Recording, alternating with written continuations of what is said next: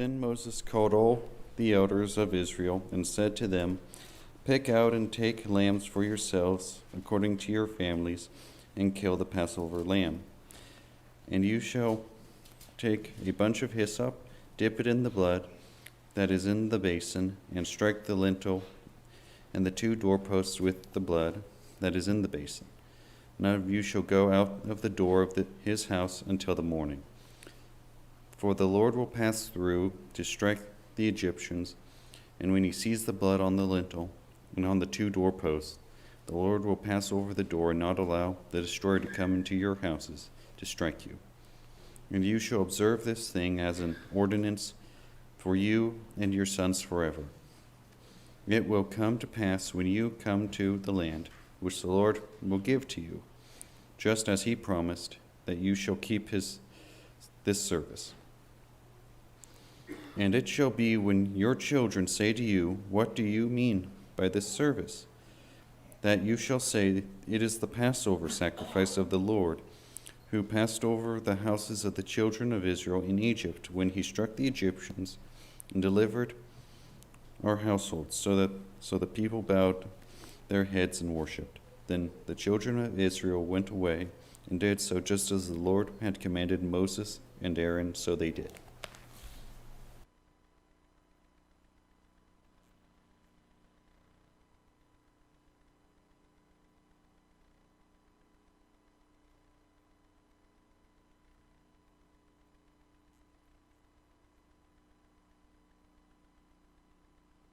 2 weeks' notice. If you want me to preach for 30 minutes, let me know a week ahead of time. If you want me to preach for 2 hours, I'm ready right now. Let's go. So when I received a text this morning that Jason was sick, you get a 2-minute or 2-hour sermon out of the deal. Not really. It'll go a little bit better than that. My loss is your gain, because my alarm is set for 6 o'clock, but I never sleep in late like that. And this morning I was awake at 4:30, and you toss and turn for a while, and then you finally get up. So I had a running start long before I got that text. I was wide awake. And as I was trying to think about what I would like to share with you today, I wanted to share perhaps some of the reasons why we believe that this program at Sunset is a crucial one in the Lord's kingdom, why it is crucial for us to continue to teach and prepare our retired Christians to go out and work in the kingdom. As far as I know, it is a program that is unique among our schools of preaching. Our schools of preaching train a lot of good preachers to go out and spread the word. Sunset has that Adventures in Missions program that's directed toward the 20-something-year-old young people to go out and have an adventure in missions and hopefully take that with them throughout their whole life.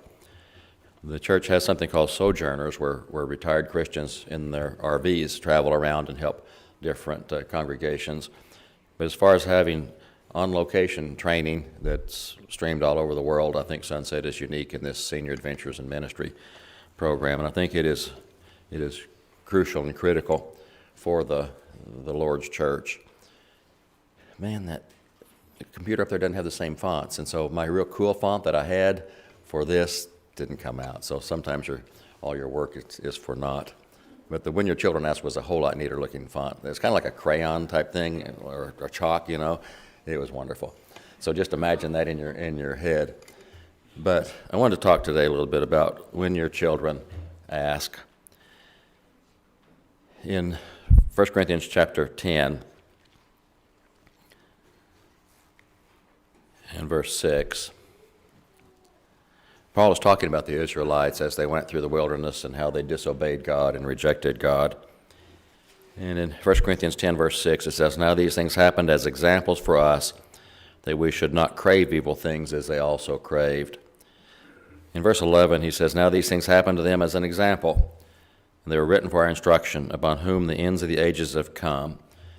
And so it is important that we understand that what's written in the Old Testament does not contain laws that we are under anymore. We saw in our class this morning that the old law has ended. It was nailed to the cross, and that we are under a new covenant. But we still learn from the things in the Old Testament, and the admonition, I think, is in verse 12 there, where he says, "Therefore let him who thinks he stands take heed lest he fall."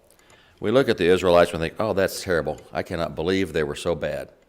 All the things that they saw that God did for them, and they turned right around and they rebelled against God. It's a good thing we're not like that. And I think that's why that last verse is an admonition for us, because we have a tendency to look at them and think we would never be like that. But I think if we don't learn from their mistakes, we will be exactly like them. And there are a number of things in the Old Testament that are done to answer the question, when your children ask. Now, the plagues served a number of purposes. The plagues served to convince the Pharaoh to let the people go. They also served another important purpose that we read about in Exodus chapter 10, the first two verses.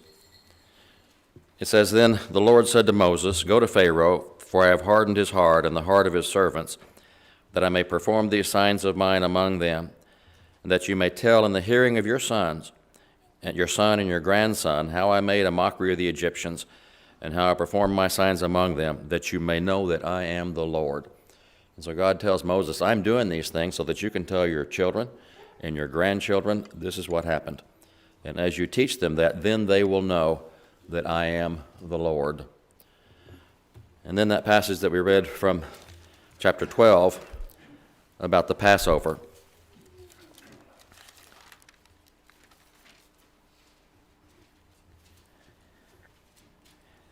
In Exodus chapter 12, beginning in verse 21, it talks about the Passover and the things that they were to do. But then in verse 25 it says, "And it will come about that when you enter the land which the Lord will give you, as he has promised, that you shall observe this rite. And it shall come about when your children will say to you, What does this rite mean to you? That you shall say, It is a Passover sacrifice to the Lord who passed over the houses of the sons of Israel in Egypt when he smote the Egyptians, but spared our homes.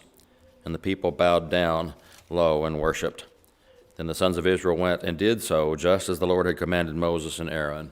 So they did." Notice it says there in verse 26 that when your children say, "What are you doing? Why are you doing this?" it will give you an opportunity to explain what God has done. In chapter 13, the next chapter, in verse 8, he's talking about the unleavened bread and all the things that are associated with observing the Passover.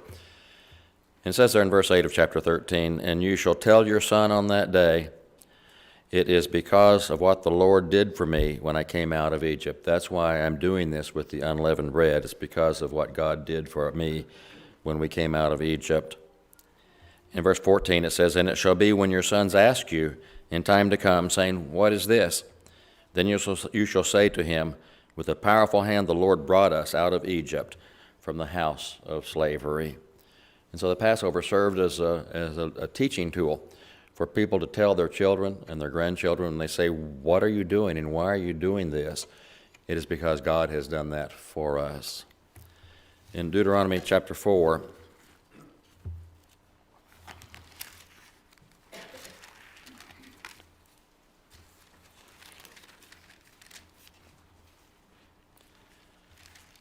and verse 9, remember, Deuteronomy is the second giving of the law. God gave the law at the beginning of their time in the wilderness. And as they approached the end of the 40 years, they needed to be reminded, it needed to be repeated. And that's what Deuteronomy is about. But in verse 9 of Deuteronomy 4, it says, "Only give heed to yourself and keep your soul diligently, lest you forget the things which your eyes have seen, and lest they depart from your heart all the days of your life, but make them known to your sons and to your grandsons." And then verse 10, he says, "Remember the day you stood before the Lord your God at Horeb," or Mount Sinai, "when the Lord said to me, Assemble the people to me, that I may let them hear my words, so they may learn to fear me all the days they live on the earth, and that they may teach their children." And so Moses exhorts them to continue to tell their children and their grandchildren all of these things. In chapter 6 of Deuteronomy, we have that "Hear, O Israel" that we've talked about, that saying that's so important to the Jews. And beginning in verse 1 of Deuteronomy chapter 6, it says, Now this is the commandment, the statutes, and the judgments which the Lord your God has commanded me to teach you, that you may do them in the land where you are going over to possess it, so that you and your son and your grandson might fear the Lord your God, to keep all his statutes and his commandments, which I command you all the days of your life, and that your days may be prolonged. O Israel, you should listen and be careful to do it, that it may be well with you, and that you may multiply greatly, just as the Lord, the God of your fathers, has promised you in a land flowing with milk and honey. Hear, O Israel, the Lord is God, the Lord is one. And you shall love the Lord your God with all your heart, and with all your soul, and with all your might. And these words which I am commanding you today shall be on your heart, and you shall teach them diligently to your sons, and shall talk of them when you sit in your house, and when you walk by the way, and when you lie down, and when you rise up. And you shall bind them as a sign on your hand, and they shall be as frontals on your forehead. And you shall write them on the doorposts of your house and on your gates. And it shall come about when the Lord your God brings you into the land which he swore to your fathers, Abraham, Isaac, and Jacob, and give you great and splendid cities which you did not build. And then he goes on to explain that when this happens, then you will remember that he is God. And so it says there that we are to teach our sons and our grandsons and our granddaughters these things. Picking up in verse 20, it says, When your son asks you in time to come, saying, What do the testimonies and the statutes and the judgments mean which the Lord commanded you?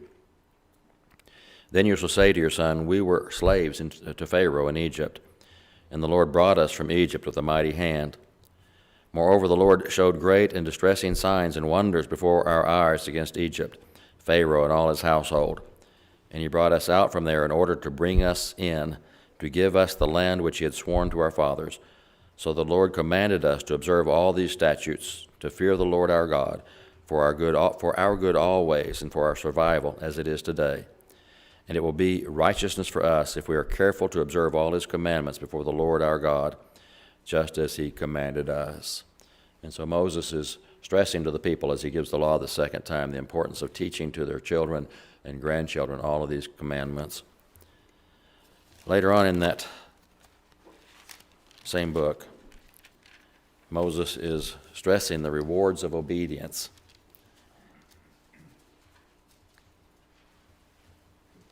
And there in chapter 11 of Deuteronomy, beginning in verse 18,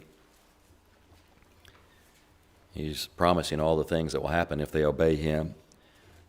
In Deuteronomy 11:18, he says, You shall therefore impress these words of mine on your heart and on your soul, and you shall bind them as a sign on your hand, and they shall be as frontals on your forehead. And you shall teach them to your sons, talking of them when you sit in your house, and when you walk along the road, and when you lie down, and when you rise up. And you shall write them on the doorposts of your house and on your gates, so that your days and the days of your sons may be multiplied on the land which the Lord swore to your fathers to give them, as long as the heavens remain above the earth. For if you are careful to keep all this commandment which I am commanding you to do it, to love the Lord your God, to walk in all his ways, and hold fast to him, then the Lord will drive out all these nations from before you, and you will dispossess nations greater and mightier than you. And so Moses points out the benefits that will come if they will just teach their children and their grandchildren to obey God. A little bit later in Deuteronomy, in chapter 32,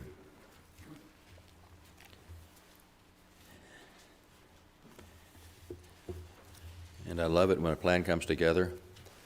It was long about here that something started sounding familiar, and I remember the article on the front page of the bulletin.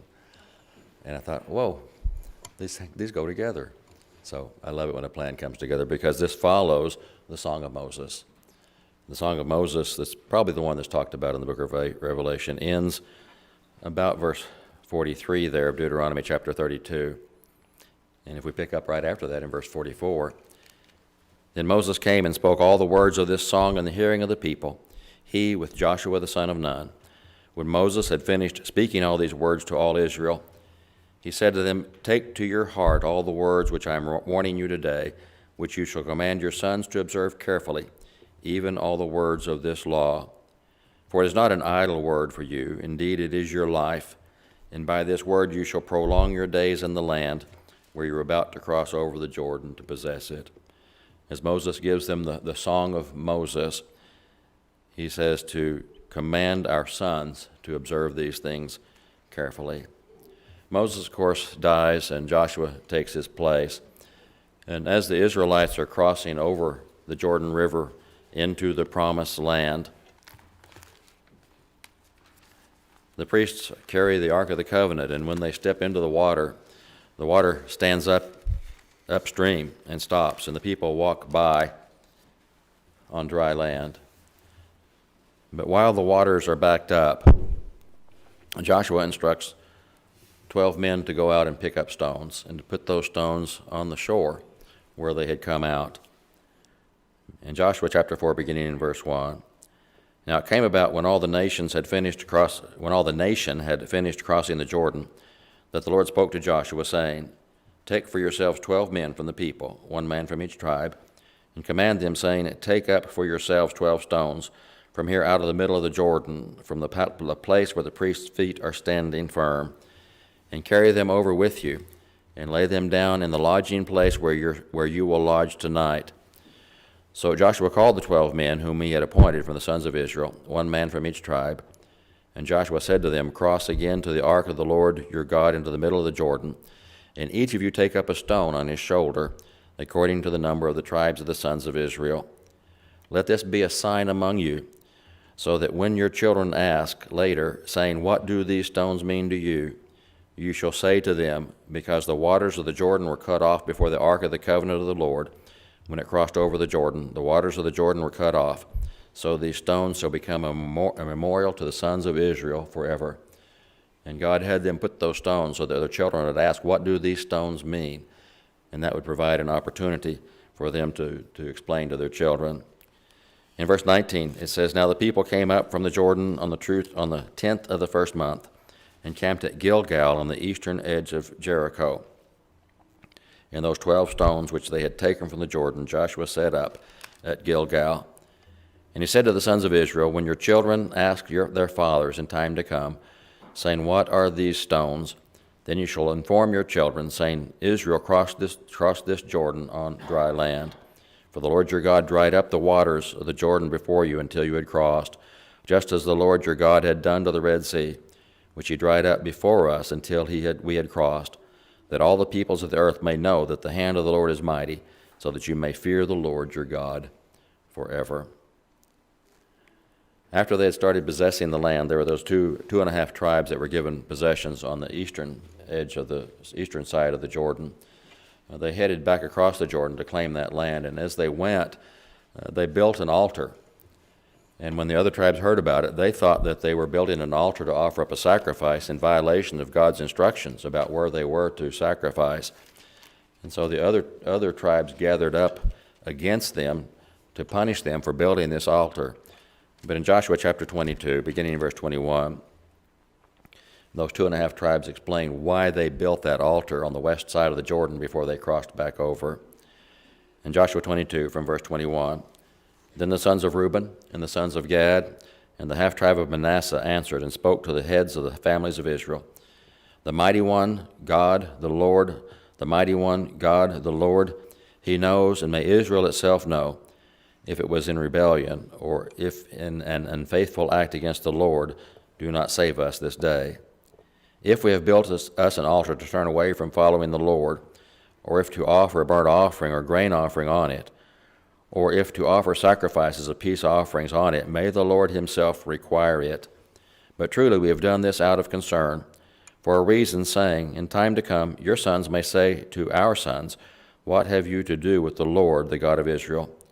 For the Lord has made the Jordan a border between us and you and your sons of Reuben and sons of Gad.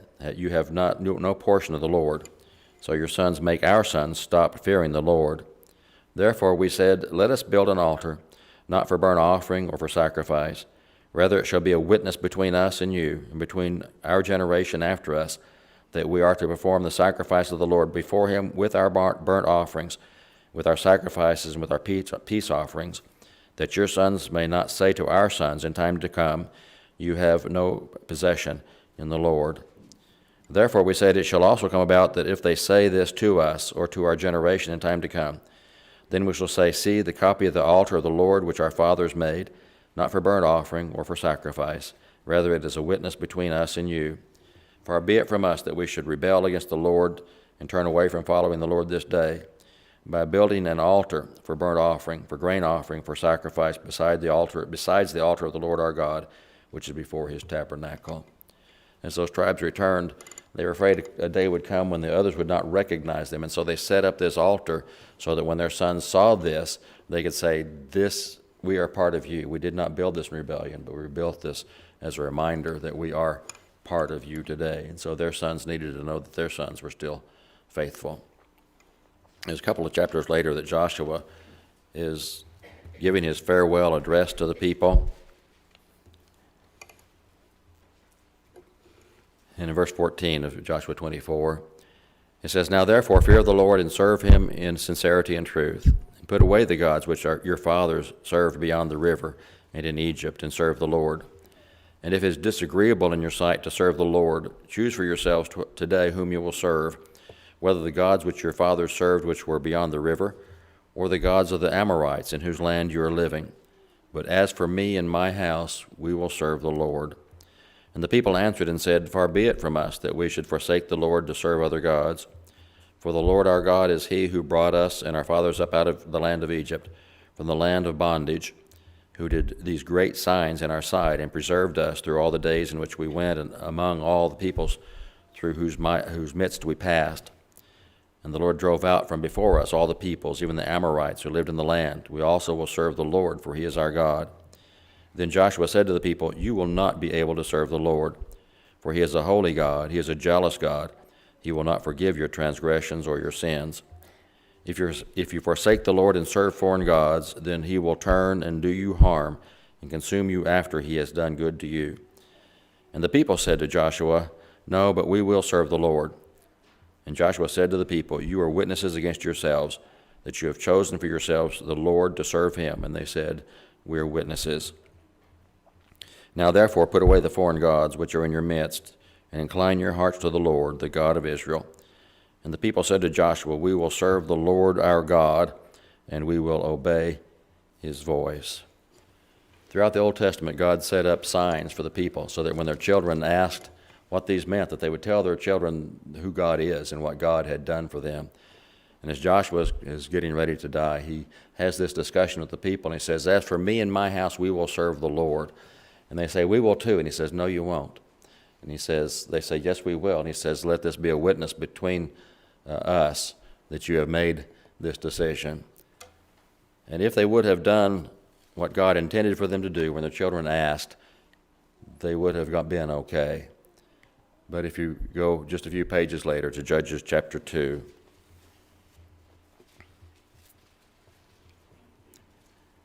beginning in verse 6.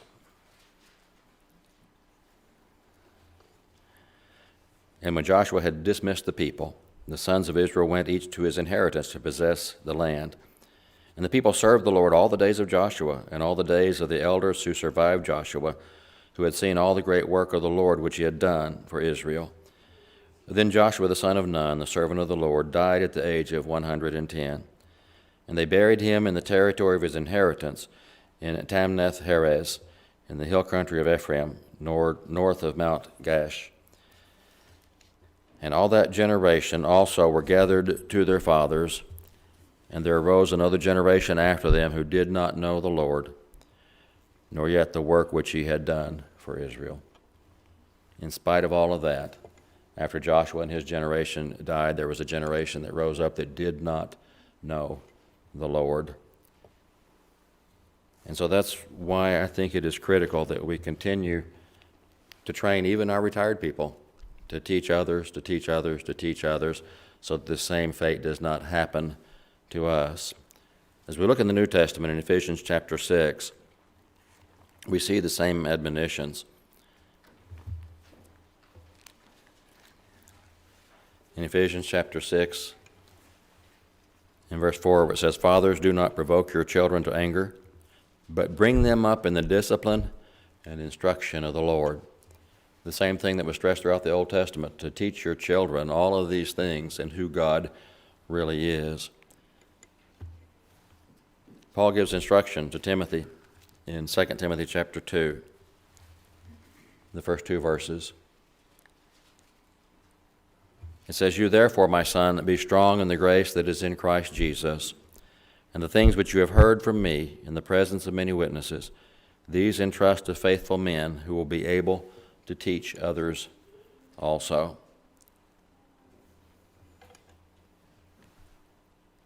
And so that would be my admonition to you, that we continue to do this, that we teach others to teach others to teach others, and do what Paul tells Titus in Titus chapter 2, and why it is so critical that we continue, no matter how young or old we are, that we continue to stress these things. Paul says to Titus, beginning in chapter 2, verse 1, "But as for you, speak the things which are fitting for sound doctrine.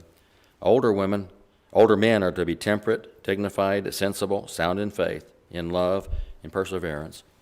Older women likewise are to be reverent in their behavior, not malicious gossips, nor enslaved to much wine, teaching what is good, that they may encourage the young women to love their husbands, to love their children, to be sensible, pure, workers at home, kind, being subject to their own husbands, that the word of God may not be dishonored. Likewise urge the young men to be sensible.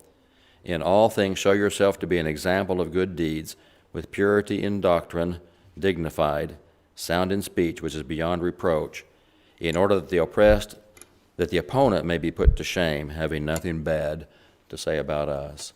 It's important that we teach the older people, to teach the younger people, to teach the next generation of younger people to do what God says. I might mention also 1 Corinthians chapter 11 that we talked about this morning, where it tells us that what we did this morning is we are announcing the Lord's death until he comes. And so that's just one example of what we're doing in the New Testament, that when our children see what we're doing here and say, "Why are you doing that?" then it's an opportunity to teach them who Jesus is and what Jesus has done for us. And there's so many things in our lives that are that way. And I'm glad we're having an opportunity in our One Circles to share our lives with other people. What we're wanting to do is maybe share how it is that you came to know the truth. Some of you have come from denominational backgrounds, some of you have grown up in the church, and that's different for everybody. Perhaps times in your life when you realized that you had no option but to trust in God, and how that worked out for you. Or maybe times in your life when you had no option but trust in God and you didn't do it. How'd that work for you? And so I'm glad that we have an opportunity to share so that we can be in the habit of sharing with our children why we are the way we are and who we are. In Genesis chapter 31, Jacob has run away from Laban. He's served Laban all he's going to, and he takes his wives and his children and his flocks, and he's fleeing away from Laban. And Laban catches up with him. God has warned Laban and said, "You don't say anything good or bad to Jacob because you can't do anything against him." And so I don't know exactly what motivates Laban to go ahead and say anything to Jacob, because God has told him he can't say anything bad to him. But in Genesis chapter 31, as Laban and Jacob are meeting, in verse 44, Laban says to Jacob, "So now come, let us make a covenant, you and I, and let it be a witness between you and me." And then Jacob took a stone and set it up as a pillar. And Jacob said to his kinsmen, "Gather stones." So they took stones and made a heap, and they ate there by the heap. Now Laban called it Jagar Sahadutha, but Jacob called it Gilead. And Laban said, "This heap is a witness between you and me this day." Therefore it was called Gilead. And Mizpah, for he said, "May the Lord watch between you and me when we are absent one from another." And so what you're holding in your hand is our Mizpah. It is a witness between you and me that we will always be faithful to the Lord and be faithful to each other. Hopefully as time passes, as time goes on, that we will be able to repeat the words of David in the 44th Psalm.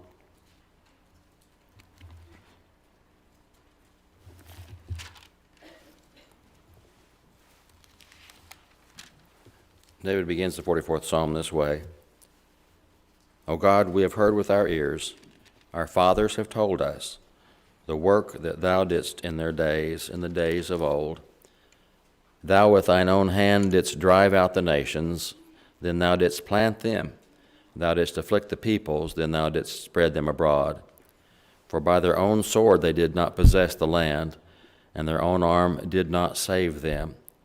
But thy right hand and thine arm and the light of thy presence, for thou didst favor them. And so hopefully 5 years from now, 10 years from now, 20 years from now, those words of David be the words of the church in McPherson, that we have done this, realizing that it's not by our power, but by the strength of God that we have done this. John writes in 3 John, he has all that wonderful instruction in 1 John, and then 2 John and 3 John become increasingly personal. In 3 John, I think he's talking to the actual individual that received the letter and passed it on. But the first 4 verses of 3 John, the elder, who is John, to the beloved Gaius, whom I love in truth. Beloved, I pray in all respects that you may prosper and be in good health, just as your soul prospers. For I was very glad when brethren came and bore witness to your truth, that is, how you are walking in truth. I have no greater joy than this, to hear of my children walking in truth. There is no greater joy than that. The truth is that all of us sin, and all of us fall short of the glory of God. The truth is that God gave his only begotten Son, that whoever believes in him should not perish, but have everlasting life. The truth is that when we couldn't do it on our own, God sent his own Son to die for us as the sacrifice for us. The truth is that we can come in contact with the death, burial, and resurrection of Jesus, come in contact with his blood by being buried with him in baptism, and to come up on the other side of the waters of baptism to start a new life. And the truth is that if we continue to walk in the light as he himself is in the light, we have fellowship with one another, and the blood of Jesus continues to cleanse us from our sins. And so I hope that you will hold that truth forever, that you will hold on to that truth and continue to preach that truth, support that truth, that Jesus is our only hope. And that if we will join him in his death, burial, and resurrection, we too then pick up that hope and can have eternal hope of life in heaven. And that's why we always offer the invitation, because we want everybody to be there with us. We want everybody to spend eternity in heaven. Amen. And we want to stress the fact that you can't get there without the blood of Jesus. We may think that we can get there some other way, but there is no other way but through Jesus. And we do that when we're buried with him in baptism. And that's why we always offer that opportunity. But we always offer the other opportunity that there are times we realize that we're weak. We don't use that as an excuse. We don't want to say, well, everybody makes mistakes, and so it's okay if I make a mistake, because it's not okay. But there is a solution. And part of that solution is joining together, to join our hearts together and our prayers together. We're not here to tear down or to condemn or to criticize. Not that we condone sin. Sin separates us from God, and we have no love for sin. But we do love people. And when we make mistakes, we want to help each other pick back up and keep on going and serve God the way that he wants us to serve him. And I pray that as we do that we will be a witness to the community, because Jesus said that people will know you're my disciples by the way you love one another. And so that can be a witness that they can ask, why do you people act the way you do? It's because Jesus washed away my sins. You have that opportunity as we stand and as we sing.